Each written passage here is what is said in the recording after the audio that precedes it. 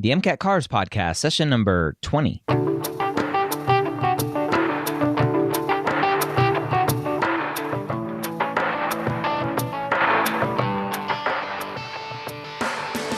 CARS section of the MCAT gives thousands of pre-meds nightmares every night.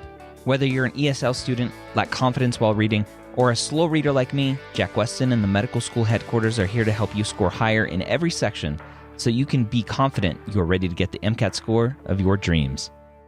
Welcome to the MCAT CARS podcast. My name is Dr. Ryan Gray, your host here every week. And as always, I'm joined by Jack Westin, the premier MCAT CARS tutor online. You know, it's funny. I have the pre-med hangout group, which if you're not part of, you should be. You can find that at medicalschoolhq.net/group. And in that group, we were having a discussion. Somebody was asking about Jack Westin and the course that Jack Westin offers. Now, it is an investment. It is $1,450 as I'm recording this right now. And you can break that down into 10 weekly installments, which helps and makes it affordable for a lot of students. But somebody was asking if that investment was worthwhile. And somebody who posts frequently in the group said, I had a friend who spent $15,000. I think they said $15,000 on MCAT prep. And the Jack Westin course was the only thing that he said was worthwhile. So take that for what it's worth. If you are interested in learning more about the course, the MCAT CARS course that Jack Westin offers, go to medicalschoolhq.net/Jack Westin. Going to that link will automatically activate a $100 off coupon for you. The next course is coming up as we're releasing this on March 6th. The next course is coming out in a couple weeks at the end of March 2018. Again, you can check out all of the dates and everything else that Jack Westin has to offer. medicalschoolhq.net/Jack Westin. Jack Westin back for some more MCAT CARS podcasts. I feel like after last week, I was so confused the whole time, and I would just pray that on an MCAT passage, if that was like that. And if you haven't listened to that one, go back and listen and read along with that one, because that was a tough one. I would pray that on the real MCAT, I wouldn't see anything like that, and I could actually follow along at least a little bit more. Yeah, I actually like harder ones because the harder the read, the easier the questions. The MCAT's human, they're humans that make this test. So they realize that, hey, look, this is a hard read. Let's make the questions a little easier. And typically, I don't like the easier reads because they'll test you on all the little details that, you probably overlook. So it's a balance, sometimes they'll give you hard ones, sometimes they'll give you easy ones, but be prepared for anything. Be prepared for all easy or all hard reads. And really easy and hard depends on the student. You may find something hard that I might find easy, or you may find something easy I find hard. Yeah, it depends on the student. So it's your job really to focus on the things you're weak on. If it's economy passage, focus on those economy passages. If it's government passages, focus on that, right? So that's really all you have to do here to see improvement. Okay. All right. Anything special we need to know about our passage this week from Gizmodo? This is going to be easier than the one we read last week. That's for sure. All right. I think it's interesting. It's relevant to people, so it's going to be a lot easier to read. And it takes a new direction on a topic that many people are concerned about. Okay. Here's what's going to happen. Every year for the foreseeable future, scientists, activists, and citizens concerned about climate change will have a discussion in one form or another about geoengineering. All right, so we're going to be talking about climate change, and the author is saying, look, for a long time in the foreseeable future, we're going to be talking about geoengineering, whatever that may mean at this point. Right, and we don't know, so you can't, unfortunately, you can't pause the test and get out your phone and Google geoengineering. Yeah. But we don't have to. We're fine. We already know we're talking about climate change and the discussion of geoengineering. Yep. Okay? There will be editorials and vague proposals in journals. There will be think pieces on the need not to do it, but to talk about it. So I think the author is just saying, look, in the previous sentence, he's saying we're going to have a lot of discussions, and then he's pointing out what those discussions may look like. Editorials and proposals and think pieces. That's it. These will increase in volume and urgency as our situation becomes ever clearer, perhaps starting right now with the release of the latest and most dire Intergovernmental Panel on Climate Change, the IPCC report. So the author, it looks like, is writing this article potentially after this report came out that doesn't look good. Dire, to me, sounds bad. So Yeah. So it seems like we might be starting to think about geoengineering more and more as things get dire, right? So maybe climate change getting worse. Maybe geoengineering becomes more of a factor. We don't really know. They haven't described it really well. But yeah, that's about it. Okay. Next paragraph. But then one day you will look up and the planes will be in the sky. So I think potentially here the author is maybe showing us what geoengineering may look like. Yeah, planes in the sky. What the heck? Yeah, we have that now. So I'm like, well, what does that mean? Okay. They will be dumping tiny aerosol particles designed to deflect bits of sunlight back into space. Aha. All right. So the planes aren't just normal planes flying around. They're dumping these particles into the air to reflect or deflect sunlight back into space. And so for me, as I'm reading this, I would go, to reduce heat on Earth, because if we have less sunlight, we have less heat. Yeah, I mean, that's what most people will start thinking. And, most people know about climate change, right? Like the whole idea of the world is warming, right? Our glaciers are melting. You don't need to know any of that right now, right? I mean, it's going to help build context. It's going to help you understand this better. But as long as you know geoengineering is reducing sunlight and that somehow counteracts this dire situation we're in, that's it. And as long as you know geoengineering includes planes, using planes for that to happen. Okay. Maybe this will happen when 10 million people have to vacate coastal Bangladesh and start pouring into India. So the author is painting a picture of potentially what this tipping point would be, kind of a mass migration of people. Yeah, it's dire situation. Again, you might know more about this and realize, look, these are places that have, below sea level, like land, and maybe all of a sudden it'll flood because Earth will melt, right? But again, we don't really know.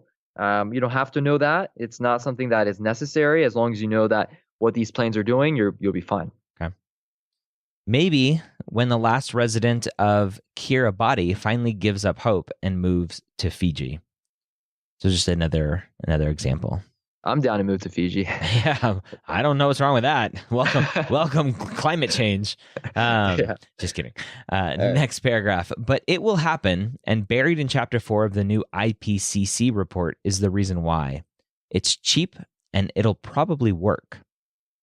And so I would have to do some thinking here to say it will happen.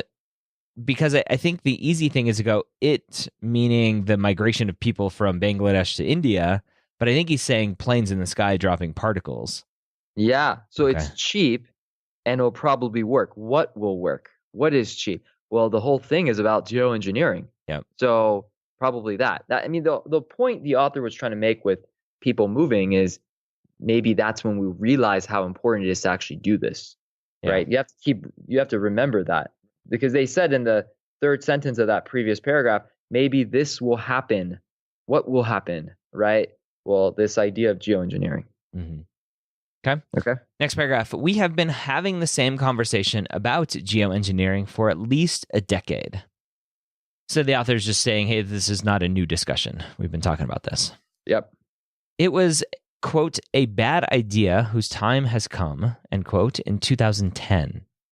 A bad idea whose time has come. I'm not quite sure. I guess geoengineering is a bad idea? Yeah, well, that's the only thing we're talking about. Yeah. And we're discussing the discussion of geoengineering, and it's quoted. So this is probably someone else's point of view, right? Okay. Scientists were, quote, nervous about it in 2015. So now I'm thinking, scientists were nervous about geoengineering. So I wonder how I would read into that is there some consequences to geoengineering that maybe the author hasn't talked about yet? Okay. They called it, quote, terrifying in 2014. So just more of the same. And those are just from the first few pages of a Google News search. So the author's saying, hey, in 2010, everybody considered it a bad idea, but whose time has come, so maybe we need to start talking about it. And then again, 2014 and 2015, scientists were still not very happy about it. Yeah, so it's been a concern. They've been thinking about it. So it seems like it's a bad thing, but maybe it's not. Who knows? Okay. Next paragraph, we have this same conversation about intentional, large-scale tinkering with the climate to counteract our ongoing, less intentional tinkering with the climate because climate change is scary and it is dangerous. And because we are paralyzed, our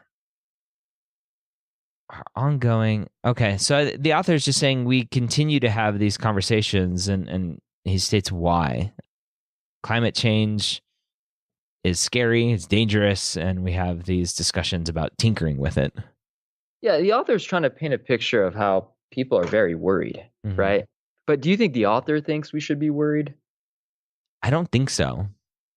Yeah, because the author's using these quotes, nervous, terrifying, to kind of explain that maybe it's really not nervous, maybe it's really not terrifying. Yeah. Right. So it's kind of an exaggerated concern. At least that's the way the author is trying to paint the picture.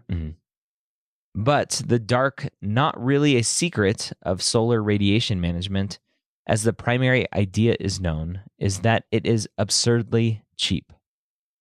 So it looks like the author is saying, he mentioned it earlier that it's cheap, and he's mentioning it here again. Like, this is cheap and it works. Okay, good. Yeah, you noticed that. So that's something the author is trying to say. Look, maybe it's scary, but hey, it works. So don't freak out. Yeah. At least that's the way the author is trying to say it.